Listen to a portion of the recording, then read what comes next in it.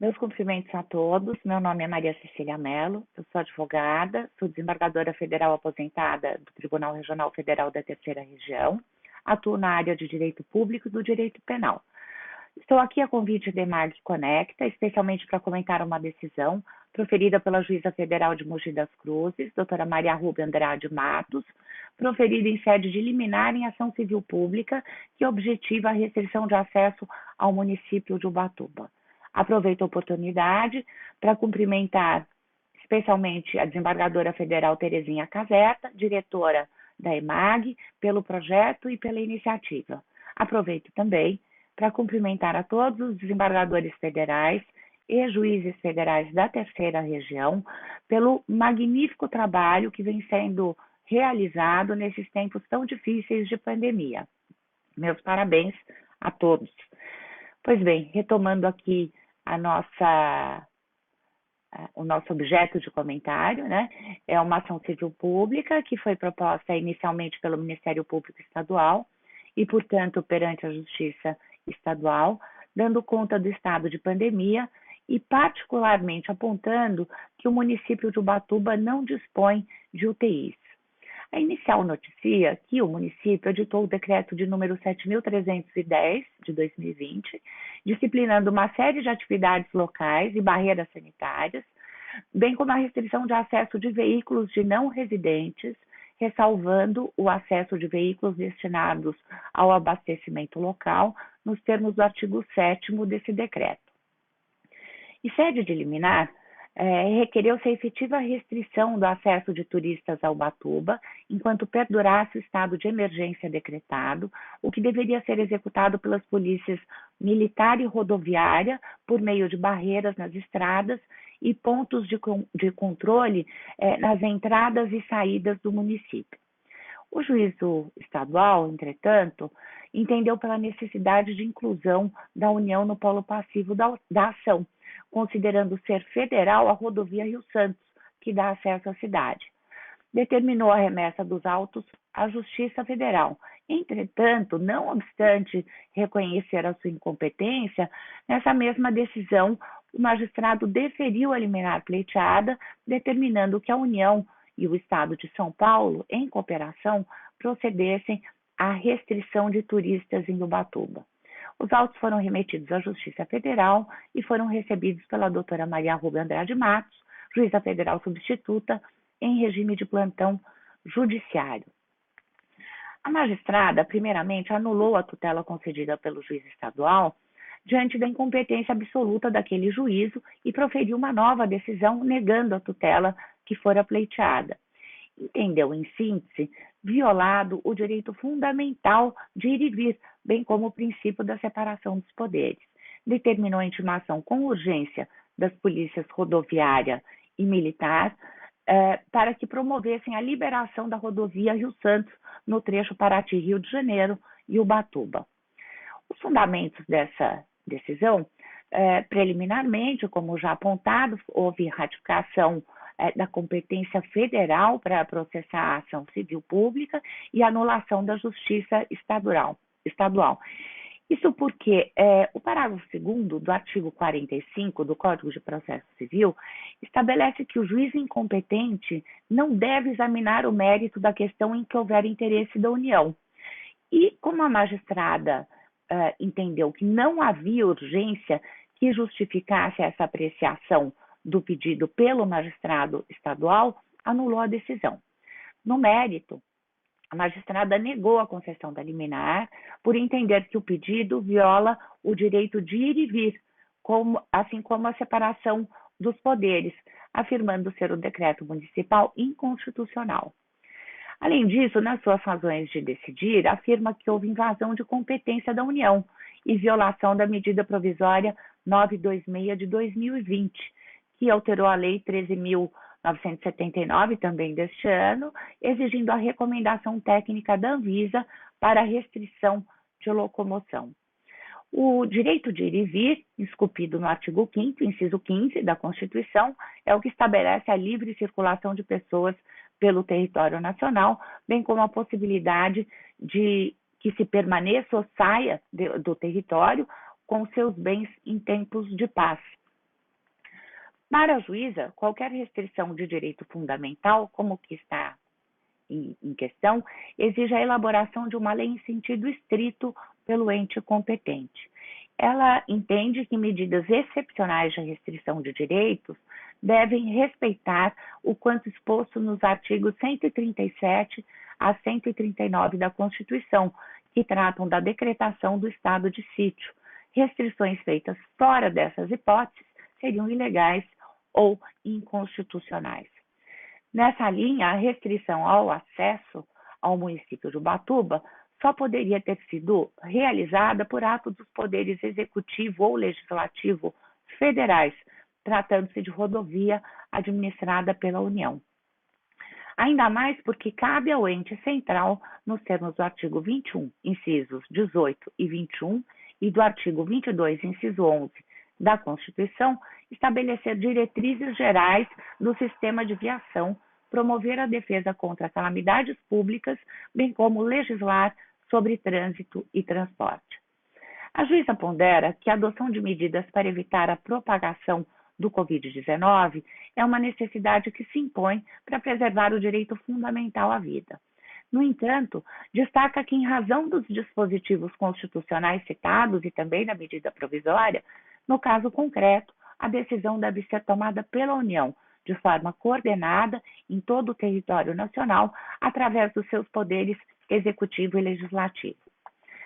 Entende a magistrada que não há como medida de competências do ente central serem tomadas sem qualquer coordenação e por prefeitos e governadores, não sendo competência do Poder Judiciário determinar ou impor tais medidas. Outro aspecto relevante é que a medida provisória 926, que alterou a Lei 13.979, estabeleceu que a restrição excepcional de circulação em rodovias intermunicipais e interestaduais, para ser tomada pelo gestor local, deve vir acompanhada por recomendação técnica da Agência Nacional de Vigilância Sanitária. Por esses motivos, a juíza entendeu ser notória a inconstitucionalidade do decreto municipal, fundamento do pedido e negou a liminar pleiteada. O julgado analisado traz como primeira razão de decidir o direito de ir e vir do cidadão, previsto no artigo 5º, inciso 15 da Constituição Federal. Ou seja, a impossibilidade de trânsito de pessoas não abrangidas pelas exceções previstas no citado artigo 7º do Decreto Municipal da cidade de Ubatuba. Ponderou a magistrada que o direito fundamental em questão restou violado por ato do chefe do executivo local. Asseverou que os direitos fundamentais não são absolutos, porém, a sua restrição se dá de maneira excepcional, através de lei em sentido estrito, com motivação idônea, respeitando a proporcionalidade e razoabilidade, ou nas hipóteses estabelecidas na Constituição, como no estado de sítio. No caso, fundamentou a magistrada que, embora o direito à saúde prevaleça sobre o direito de ir e vir, esse último fora restringido por ato do chefe do executivo local, sem a chancela do Poder Legislativo. Percebe-se que houve um motivo fundado e excepcional para a sua edição, que foi a contenção do vírus que causou a pandemia. Todavia, a forma utilizada, bem como a sua efetividade, não estariam em harmonia com a ordem constitucional vigente. Importante ponto trazido pela magistrada também é o fato de que o acesso ao Ubatuba se dá por rodovia federal, ou seja, sujeita à administração da União.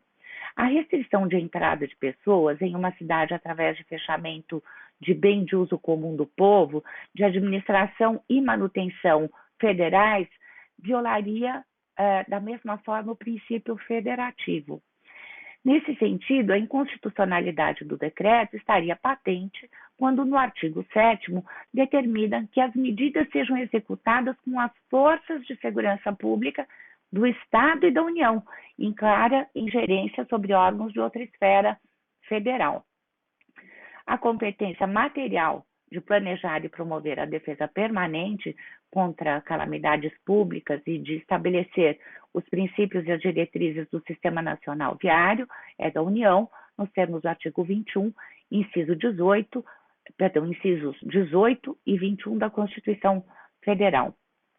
A decisão do prefeito de interromper o trânsito de veículos em rodovia que cruza seu território não estaria de acordo com as diretrizes que a União estabeleceu, tanto contra a calamidade pública em curso, como as diretrizes do Sistema Nacional Viário. No entanto, aparentemente, o decreto não adentra a competência de legislar sobre trânsito e transporte estabelecida no artigo 22, inciso 11 da Constituição, porque não estabelece nenhuma norma de trânsito. No caso, também foi invocada, como dito anteriormente, a Lei 13.979, com a alteração conferida pela medida provisória 936, que determina que qualquer restrição de circulação de pessoas deva ser precedida de recomendação técnica da Anvisa. O decreto em questão, então, teria violado também essa disposição, pois não haveria nos autos qualquer recomendação da Anvisa para restringir a circulação no âmbito de transporte intermunicipal e interestadual imposta pelo decreto municipal. Posteriormente à aprovação dessa decisão, foi editada a medida provisória 937 de 2020, que reforçou a coordenação federal para esse tipo de restrição de circulação, alterando o parágrafo 6º da Lei 13.979, para estabelecer que ato conjunto dos ministros de Estado da Saúde, da Justiça e Segurança Pública e da Infraestrutura é que disporá sobre esse tipo de medida. Ocorre que essas medidas provisórias, elas foram questionadas perante o Supremo Tribunal Federal, ao fundamento de que subtrairiam competências de estados, Distrito Federal e municípios. Na AD 6341, um dos dispositivos impugnados foi o artigo 3º, inciso 6, como já dito, alterado pela medida provisória. A medida cautelar foi concedida parcialmente pelo Pleno para, preservada a competência de cada esfera de governo, declarar a possibilidade de o presidente da República dispor, por meio de decreto, sobre os serviços públicos e atividades essenciais, sem suspender a vigência de nenhum dos artigos. Na AD 6343, impugnou-se no artigo 3º, inciso 6, a linha B, a expressão intermunicipal, afirmando ter havido a violação da competência estadual, além da alteração do parágrafo 6º pela medida provisória 937, dentre outros dispositivos. A medida liminar foi negada ante a necessidade de resguardar o interesse público e fazer prevalecer a coordenação entre os entes. Entretanto, essa ADI, ao ser julgada pelo Pleno do Supremo Tribunal Federal, em 6 de maio passado, não teve a sua decisão liminar referendada pelo colegiado. A cautelar foi, sim, parcialmente concedida, para suspender também parcialmente o disposto no artigo 3º, inciso 6º, letra B e parágrafos 6º e 7º da medida provisória 937 de 2020, com o objetivo de excluir estados e municípios da necessidade de autorização ou observância ao ente federal. E ainda, para conferir interpretação a esses dispositivos, no sentido de que as medidas neles previstas sejam precedidas de recomendação técnica fundamentada, devendo ainda ser resguardada a locomoção dos produtos e serviços essenciais definidos em decreto da respectiva autoridade federativa, respeitando-se sempre a competência constitucional de cada ente da federação. A decisão proferida pelo Pleno, em sede de cautelar, firmou o entendimento de que tanto a União quanto estados e municípios têm competência para definir medidas de combate à disseminação do coronavírus, inclusive quanto à restrição de transporte, desde que dentro dos limites da competência constitucional de cada ente.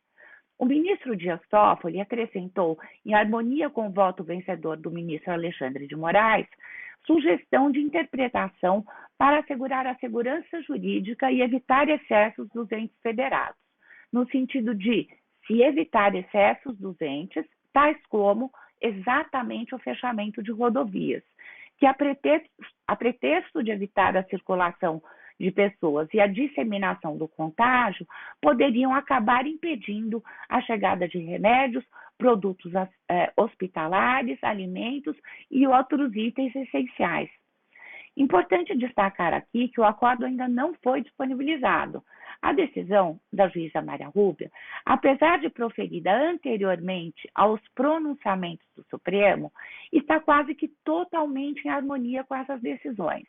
A única divergência aparente, e digo aparente porque o acórdão não foi publicado, diz respeito à possibilidade, também em tese e dentro dos parâmetros de competência constitucional, de os entes disporem sobre, inclusive, restrições ao transporte.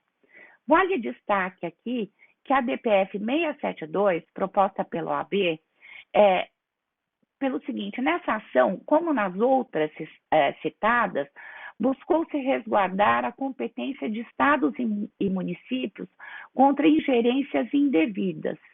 E, mais uma vez, a competência concorrente dos entes federados foi reafirmada pela Corte Suprema. E, mais do que isso, foi reafirmada inclusive com um destaque no sentido de que, independentemente de superveniência de ato federal em sentido contrário, sem prejuízo, claro, da competência geral da União para estabelecer medidas restritivas em todo o território nacional.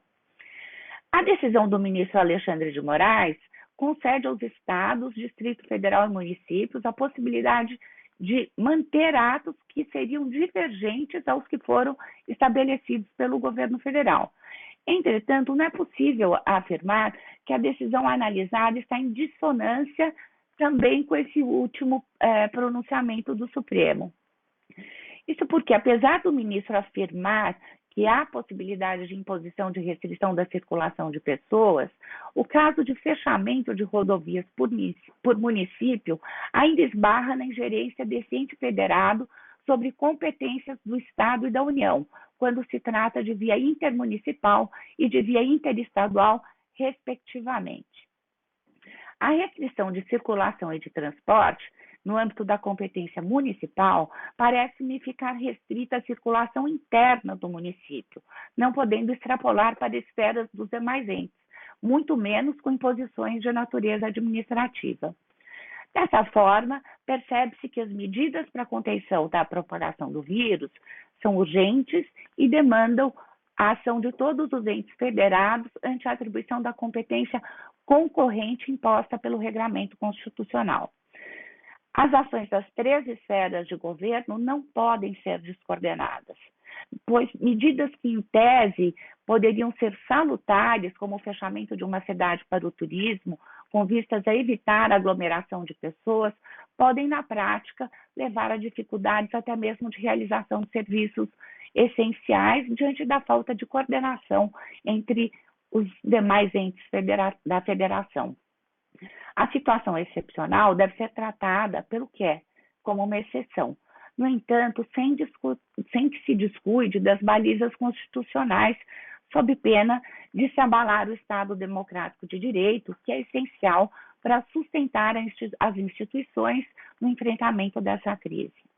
É muito importante destacar aqui que toda essa discussão sobre eventual prevalência de direito é muito recente. Não há, historicamente, notícia de discussões tão aprofundadas sobre esses temas. Dessa forma, eu finalizo parabenizando a juíza Maria Rúbia pela adequação da decisão. Meus parabéns.